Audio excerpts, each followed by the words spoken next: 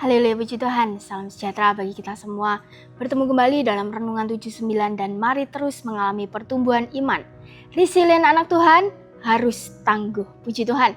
Untuk renungan pada hari ini terambil dari Matius pasal yang ke-22 ayat ke-18. Saya akan bacakan untuk kita semua, demikianlah bunyi firman Tuhan. Tetapi Yesus mengetahui kejahatan hati mereka itu, lalu berkata, "Mengapa kamu mencobai aku, hai orang-orang munafik?" Dan judul renungan pada hari ini saya beri judul Kebenaran Menjaga Hati. Kita akan sama-sama belajar menggunakan metode OIA. Dan yang pertama adalah observasi. Yang menjadi latar belakang dari ayat ini adalah pada peristiwa ini itu terjadi dalam minggu terakhir pelayanan Yesus sebelum ia itu disalibkan di Yerusalem. Dan pada waktu itu Yesus itu sedang mengajar di dalam bait Allah. Dan ia menegur para imam pada waktu itu melalui perumpamaan tentang kerajaan Allah. Kita bisa melihatnya di Matius pasal ke-21. Dan teguran ini membuat para imam dan ahli Farisi pada saat itu merasa tersinggung dan mereka itu merasa terancam. Dan di pasal sebelumnya juga mereka itu bertanya kepada Tuhan Yesus, dengan kuasa manakah engkau melakukan hal-hal itu? Kita bisa melihatnya di Matius 21 ayat yang ke-23. Tetapi Yesus menjawabnya dengan berbalik bertanya tentang baptisan Yohanes. Karena mereka itu takut dengan orang banyak, akhirnya mereka itu tidak mau berkata jujur dan mereka menjawab, "Kami tidak tahu." Ini menunjukkan bahwa mereka itu tidak mampu untuk menjawab Yesus itu dengan jujur.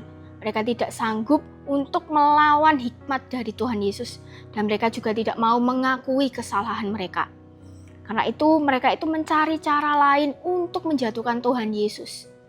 Dan dalam Matius 22 ayat 15, mereka di situ dikatakan mereka itu bekerja sama dengan orang-orang Herodian. Orang-orang Herodian ini adalah suatu kelompok yang mendukung tentang pemerintahan Romawi. Dan biasanya mereka ini antara orang-orang orang-orang Farisi dan orang-orang Herodian ini, mereka itu tidak sejalan. Tetapi dengan tujuan yang sama, mereka ingin menjatuhkan Tuhan Yesus, akhirnya mereka bekerja sama. Mereka bertanya kepada Tuhan Yesus tentang pajak kaisar. Pertanyaan ini sangatlah berbahaya. Kalau Tuhan Yesus itu menjawab boleh, maka Tuhan Yesus itu akan dianggap tidak setia kepada bangsa Yahudi. Kalau Tuhan Yesus berkata tidak, maka ia akan dituduh untuk melawan pemerintahan Romawi pada saat itu. Namun sebelum mereka itu sebelum Yesus itu menjawab, Yesus itu sudah mengetahui apa yang menjadi isi hati dari orang-orang itu. Interpretasi apa yang bisa kita pelajari? Yang pertama adalah Tuhan melihat isi hati. Yesus mengetahui kejahatan hati yang mereka lakukan. Ini menunjukkan bahwa masalah yang utama itu bukanlah pada pertanyaan tentang bayar pajak, tetapi dalam motivasi hati mereka.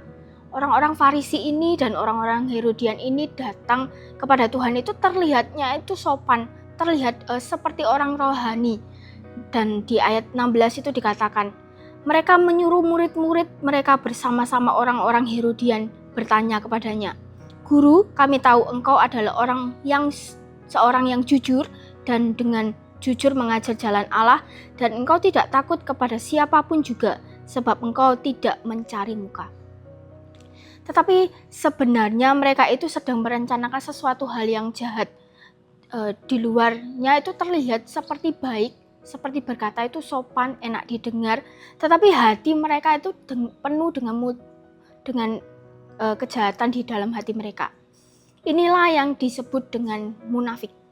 Munafik itu adalah perkataan yang terlihatnya baik, sikapnya itu terlihat itu seperti rohani, tetapi hati mereka itu sungguh-sungguh tidak benar di hadapan Tuhan. Dalam 1 Samuel 16 ayat 7b, di situ dikatakan, bukan yang dilihat manusia yang dilihat Allah. Manusia melihat apa yang di depan mata, tetapi Tuhan melihat hati. Manusia itu bisa saja menyembunyikan niatnya dari orang lain, tetapi Tuhan itu tidak akan tertipu dari penampilan rohani mereka. Yang kedua, iman tidak boleh dipakai untuk kepentingan pribadi. Orang Farisi di sini memakai agama dan hukum Taurat itu untuk menjebak Tuhan Yesus. Hal ini seharusnya itu untuk dipakai untuk mencari kebenaran. Justru mereka pakai untuk kepentingan mereka sendiri. Ini mengajarkan bahwa iman itu bisa disalahgunakan jika hati kita itu tidak dijaga oleh yang namanya kebenaran.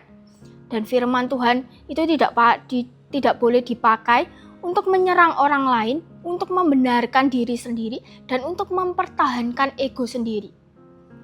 Dalam Yesaya 29 ayat 13 dikatakan, "Dan Tuhan telah berfirman, oleh karena bangsa ini datang mendekat dengan mulutnya dan memuliakan aku dengan bibirnya, padahal hati mereka menjauh daripadaku, dan ibadahnya kepadaku hanyalah perintah manusia yang dihafalkan."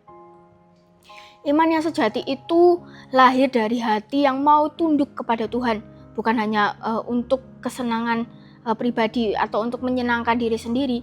Jadi jika kita tidak hidup di dalam kebenaran, ibadah yang kita lakukan itu hanyalah terasa sebagai rutinitas saja. Pelayanan yang kita lakukan itu hanyalah untuk supaya dilihat orang lain, dan iman yang kita punya itu hanyalah iman yang di mulut saja dan bukan di dalam hati kita. Kebenaran itu menjaga supaya kita itu apa yang kita katakan, apa yang kita percaya, dan apa yang kita lakukan itu tetap sejalan dengan firman Tuhan. Yang ketiga, hidup dalam kebenaran itu menolong kita bersikap bijak. Yesus itu tidak marah, Yesus tidak terpancing dengan pertanyaan-pertanyaan yang dilontarkan oleh orang-orang Farisi dan orang-orang Herodian pada saat itu. Ia menjawabnya dengan tenang dan penuh dengan hikmat, karena Tuhan yakin ia berdiri di atas kebenaran. Ini menunjukkan bahwa setiap orang percaya itu memerlukan hikmat, bukan hanya sekedar keberanian. Dan orang-orang percaya itu perlu kepekaan rohani, bukan hanya sekedar pengetahuan saja. Dan orang-orang percaya itu perlu yang namanya hati yang bersih, bukan hanya pintar dalam menjawab saja. Dalam Yakobus 1 ayat 5 dikatakan, "Tetapi apabila di antara kamu ada yang kekurangan hikmat, hendaklah ia memintanya kepada Allah, yang memberikan kepada semua orang dengan murah hati dan dengan tidak membangkit-bangkit, maka hal itu akan diberikan kepadanya." Hikmat itu menjaga kita agar kita tidak terjadi konflik yang tidak perlu dalam kehidupan kita, menjaga kita agar kita itu tidak terlalu bersikap reaktif atau terlalu emosi, dan menjaga kita agar kita tidak memiliki motivasi yang salah. Dan aplikasi apa yang bisa kita lakukan, kita terapkan dalam kehidupan kita? Yang pertama adalah jaga kejujuran hati. Tuhan itu melihat motivasi kita, bukan hanya sekedar kata-kata kita atau penampilan yang terlihat rohani. Karena itu kita itu perlu memeriksa setiap hati kita. Apakah kita itu sungguh-sungguh mencari Tuhan atau hanya ingin terlihat oleh orang lain. Maka dari itu, hiduplah dengan kejujuran di hadapan Tuhan. Tuhan menolong kita hidup dengan apa adanya, tidak memakai topeng rohani, dan tidak hidup dalam kemunafikan. Yang kedua, iman bukanlah alat. Iman dan firman Tuhan itu tidak boleh untuk dipakai untuk membela ego kita, tidak boleh dipakai untuk menyerang orang lain, dan untuk memenangkan sebuah perdebatan. Tetapi firman Tuhan itu seharusnya lebih dulu mengkoreksi dalam hidup kita, membersihkan hati kita, dan menuntun kita dalam pertobatan. Iman yang benar itu membuat kita itu semakin rendah hati, bukan semakin yang paling benar. Yang terakhir adalah hikmat dalam respon. Hidup dalam kebenaran itu menolong kita itu supaya kita tidak terpancing emosi, seperti Tuhan Yesus itu menjawab penuh dengan hikmat. Kita pun belajar merespon masalah itu dengan tenang, dengan tidak tergesa-gesa, dan kita bisa berjalan sesuai dengan kehendak Tuhan. Kebenaran itu menjaga kita dari reaksi yang salah, menjaga kita dari perkataan yang mungkin melukai orang lain, dan menjaga kita agar keputusan yang kita buat itu tidaklah salah. Sebagai penutup, Matius 22 ayat 18 ini mengingatkan kita bahwa Tuhan itu mengenal setiap isi hati manusia. kebenaran Tuhan itu menjaga hati kita supaya tetap tulus di hadapan Tuhan, tidak menyalahgunakan iman kita, dan hidup dengan bijaksana. Kiranya kita tidak menjadi orang-orang yang hanya benar di mulut, tetapi juga benar di dalam hati dan perbuatan kita. Biarlah setiap kehidupan kita itu dipimpin oleh kebenaran Tuhan, sehingga nama Tuhan yang dipermuliakan melalui kehidupan kita. Amin. Terima kasih telah mengikuti Renungan 79.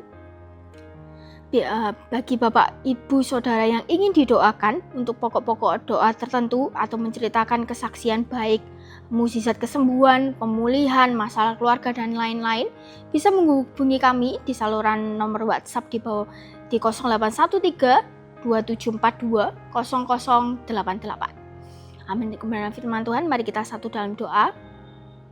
Bapa, berterima kasih Tuhan untuk setiap kasih setiamu yang bisa kami rasakan Tuhan. Kami sungguh bersyukur Tuhan, kami masih boleh mendengar firman Tuhan. Biarlah setiap firman yang kami dengar itu bertumbuh dan berbuah dalam kehidupan kita. Menjadikan kita anak-anak-Mu Tuhan, yang selalu jujur di hadapan-Mu Tuhan, yang memiliki motivasi yang benar di hadapan-Mu Tuhan. Jagai kami, jagai setiap hati kami Tuhan, kehidupan kami, agar apapun yang kami lakukan itu menyenangkan hati-Mu Tuhan. Terima kasih Tuhan. Tuhan, tolonglah supaya keluarga besar GPDI El Shaddai Magelang menjadi kuat oleh kasih karunia di dalam Kristus Yesus. Kiranya keluarga besar GPDI El Shaddai Magelang mengejar keadilan, kesetiaan, kasih, dan damai bersama-sama dengan mereka yang berseru kepada Tuhan dengan hati yang murni. Terima kasih Tuhan, kami terima kebenaran firman-Mu hanya di dalam nama Tuhan Yesus Kristus. Haleluya. Amin.